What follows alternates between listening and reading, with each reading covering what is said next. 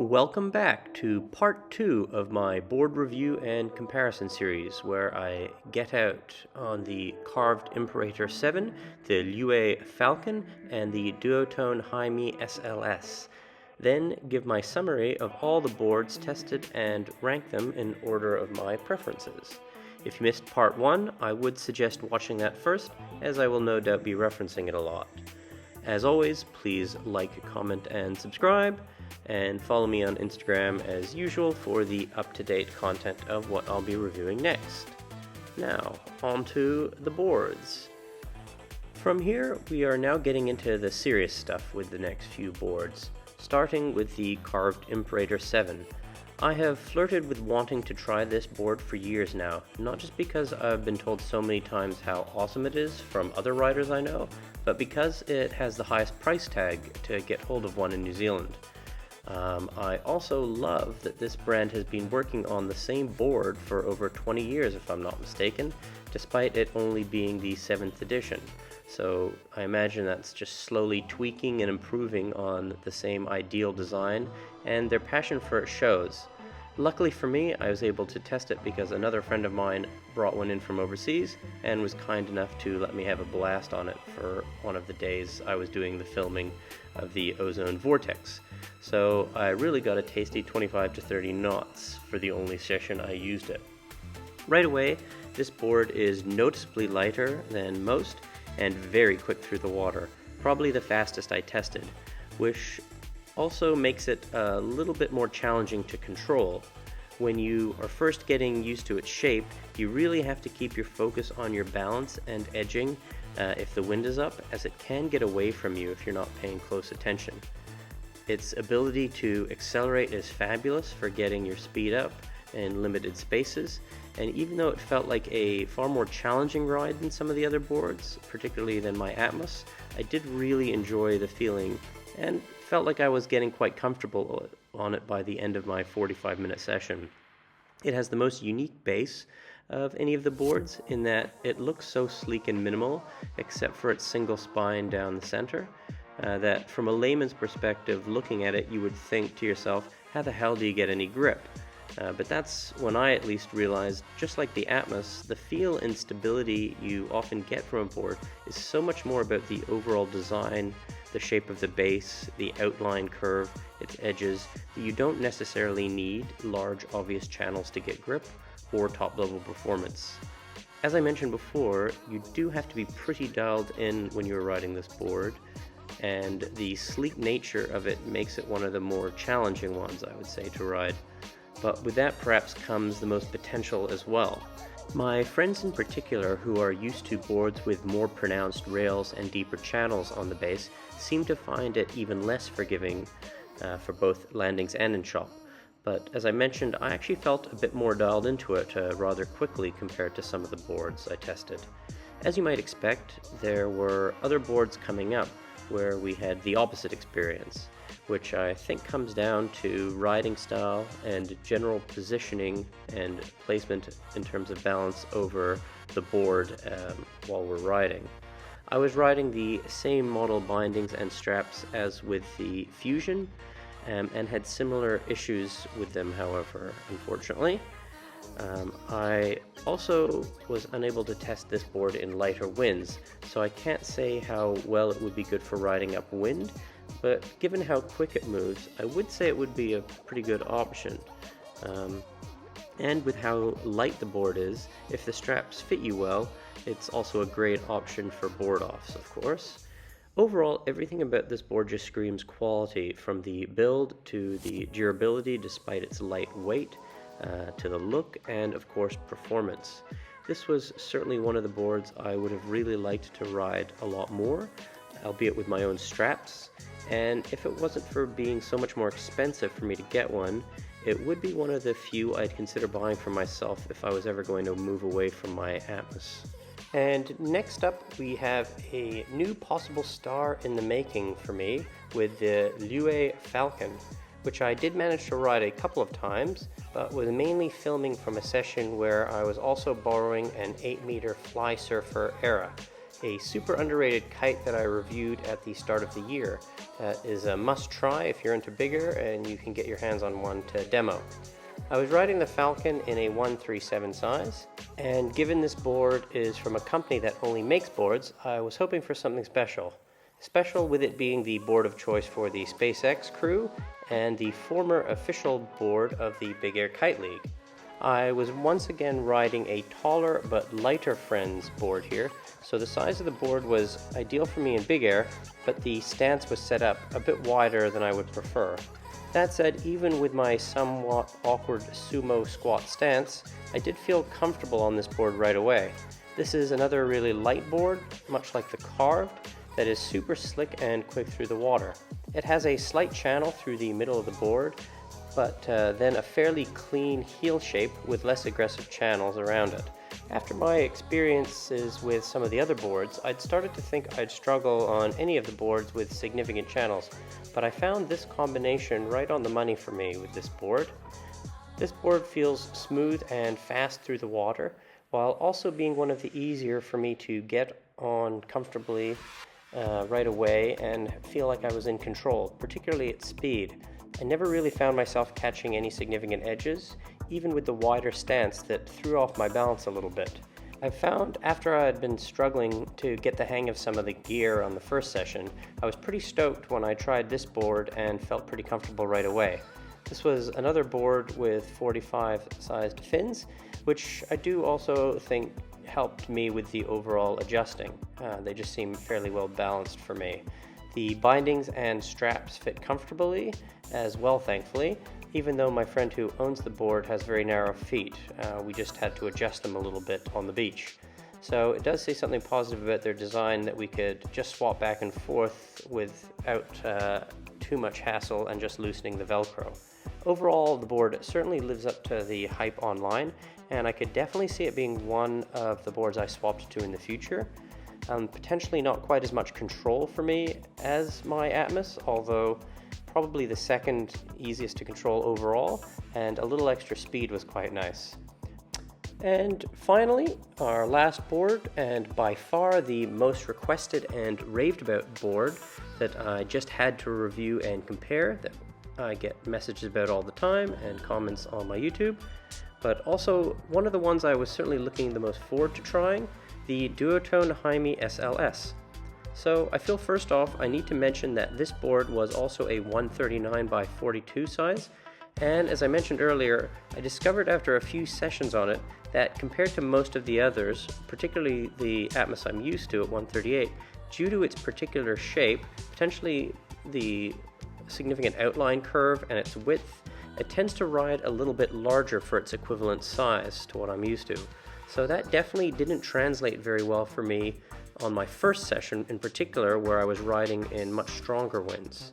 A bit like the Fusion 5, I seemed to both struggle to hold a strong powered edge while riding, and at the same time would catch weird edges while turning or landing from jumps coming in with some pace. More so, of course, in choppy waters or when there was a lot of current. Needless to say, I was actually quite confused and frustrated with this board after my first test, both at my skill level in using it and that I felt like I didn't get what was going on. Luckily, for the next few sessions I had with this board, I was able to take it out in some conditions that were a lot tamer, and I was able to get a bit more adjusted to both its size and shape.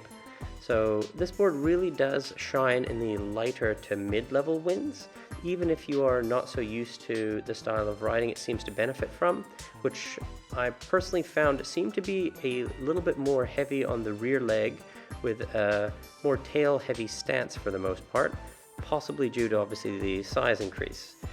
Of them, this board would certainly be my pick for lighter wind conditions where you really want to be able to drive upwind the most. Despite the trouble I had with it on that first Big Air session though, I was desperate to figure out this board even more. It actually meant that I gave it by far the most water time during this testing, spending about 6 or 7 hour or longer sessions on it in total. And I do feel that by the end of it, I was feeling far more confident overall, even riding in some sessions over 30 knots and jumping in that 15 to 20 meter range with it. I definitely found I needed to be a bit more mindful about how I controlled my rear heel side edge, and with that seemed to be more stable at speed than I had been at the start and coming down from jumps. But it wasn't my preferred stance even after all that time, and it still feels awkward riding it now.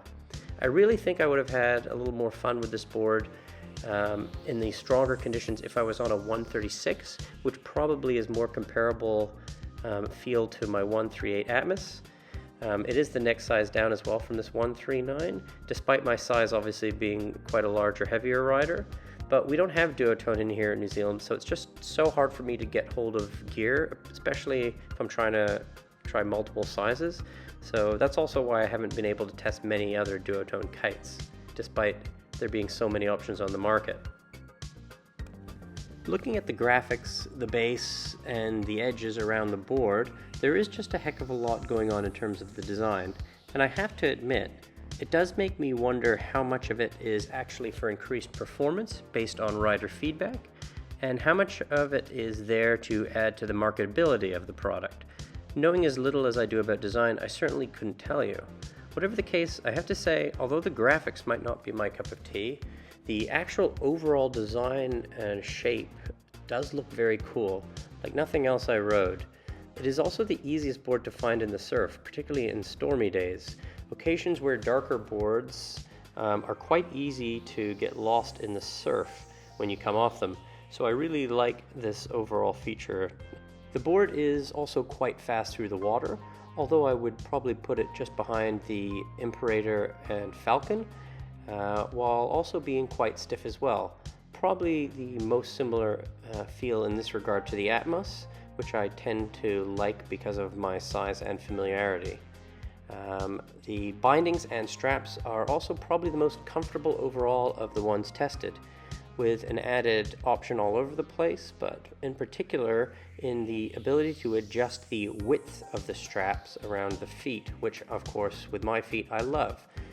They do have a slightly more pronounced area under the toes that I kind of both like and dislike. I like it that it really locks your feet in when you're overpowered and trying to hold a strong edge and build up for a jump, but it is a little bit annoying for trying to get your feet out of when you're trying to do board-offs. I also found that I struggled to get my feet back into the straps a little bit because the underbelly of the top straps is a bit furry and I seem to catch my feet on it a lot. I'm sure you'd get used to this, of course. Even after 6 or 7 sessions on the board though, I was still struggling to consistently get my feet all the way into the straps, and I was often coming back down from board-offs with only my toes in. As someone who's wanting to progress to kite loop board-offs one day, that could be a big issue if I couldn't get used to it. These are also the only straps that don't have Velcro, so I did find them a bit of a pain in the ass to get used to, and certainly couldn't do it while I was riding, which I can usually do with other straps that are just Velcro. There is a bit of a trick to them I found that made it easier, but they were kind of annoying to me, to be honest, given I wasn't very used to them. Overall, I would still put these bindings and straps as 1A and 1B with the North ones, depending on, of course, how I was feeling at the time, with these probably being the most comfortable. I don't, however, like the rail system they attach to. Between some of the sessions, I decided to move the placement of the bindings, and some little bits of sand had stuck underneath them, which made them a real challenge to move around. Overall, nitpicking aside, this board is obviously quite tricked out and certainly high performance, but again, because I struggled with it so much, it would not be one of my top few choices. But because of how different it is, I can see why so many people love it. And almost all of my friends, except for one I believe, ranked this one as one of their top 1 or 2 boards. After riding all these boards, I have certainly realized how massive a difference they can make to your session, and how having a board you feel comfortable on in a variety of conditions is so key to getting the frothiest time on the water. When people ask me about what they should buy, I always first ask, well, what kind of conditions do you ride in, and what is your skill level? But with boards, I think it really goes a lot further than that. with personal preference being so much more of a factor, and I urge anyone to try before they buy anywhere they can. With kites, it seems a little bit easier to just go, well, if you like to boost high, get a Rebel or an XR. If you like to get into loops, get yourself an Orbit or a Nitro. If you've got plenty of money, look for something at Lula. And if you prefer a mix of your disciplines that's less big air heavy, look for something like the RS I recently tested, or a Reed and Supermodel, for example, is great for a bit of everything. With boards, it seems like there are just so many intricacies that are hard to see, and feel is going to be the best judge. But with that said, how would I rank these boards? For me personally, I don't think any of these boards make me want to rush out and swap away from my Atmos, because so far with the limited time I've had on each of them, none allowed me to feel as dialed in as I do on it, so it is still my personal favorite. And if I had to rank them, I'd have to omit my personal bias. And of course, I think I would omit bindings as well.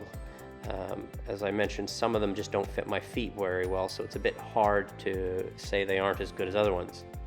So if I'm thinking top 2 overall, when considering the right balance of performance, ease of use, and their confidence building factor on the water, I would probably go still with the North Atmos and add in the Lieuwe Falcon. But the overall top performance board that I think requires just a little bit more from the rider to get the most out of would be the carved Imperator. So somewhere between these 3 boards, I would rank a 1, 2, and 3, but I'm really struggling to decide in which order. For the sake of this video, of course, if I had to make a call which board I was going to ride for, say, the next year or 2, and if money was no object, I'd actually probably go for the carved first, then the Atmos and the Falcon. But again, so hard to say without riding them more. At number 4, I would have to say the Jaime, because of not only its potential, but because I also feel like I would enjoy it at even more if it was the right size for me for big air. For full disclosure, if I was also asking the guys I ride with, as I mentioned, it is probably going to be in the top 2. With perhaps the Atmos on par with it. They also agreed they found it not only easier to get used to, but just loved the style in general. So it is safe to say this board could be something better suited to more riders than, say, the carved board, for example, that I just really love myself. Next, following closely behind the Jaime is the Torque, which I also just loved because I could jump on it and feel confident right away. But I do feel it didn't quite have the same total performance as those top few boards. Finally, the 2 I struggled on, of course, would have to be the Fusion in its 6th, and in last place, mainly focusing on bigger, of course, would be the Elite. It's just too much of a specialist, and as I said, I would prefer this for a light wind only.